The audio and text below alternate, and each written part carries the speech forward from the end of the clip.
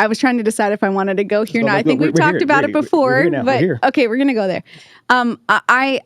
I in the pandemic had experienced some losses, but also some, pretty traumatic kind of events that I was kind of digging into my own spirituality and like, what's the meaning of all things? And in that experience, I really felt what I can only describe as like a genuine spiritual awakening, which we talked about, I think. And it was this feeling of like all of my life before that was in black and white.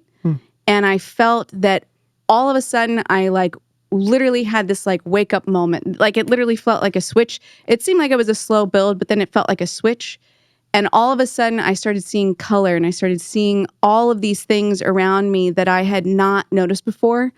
But it was so disorienting because it felt like most of the people around me still saw black and white. And I felt very alone. And like, I felt a little bit like I was losing my mind, and I was very grounded and very able to kind of like anchor that.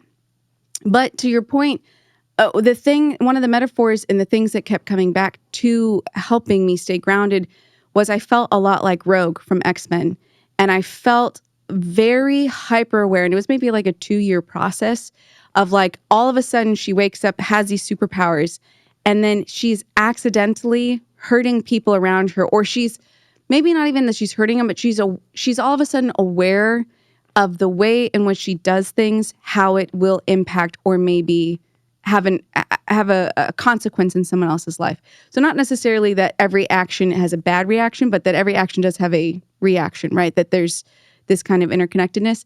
And I found that solace specifically in her, but in that character of like, oh, what does it feel like to have this new hypersensitivity, but this new kind of, to me, it feels like a superpower or like a super skill that is all of a sudden there that wasn't there before. And how do you kind of go through the schooling, right? The X-Men school to then eventually be able to integrate and then eventually be able to be part of society again, right?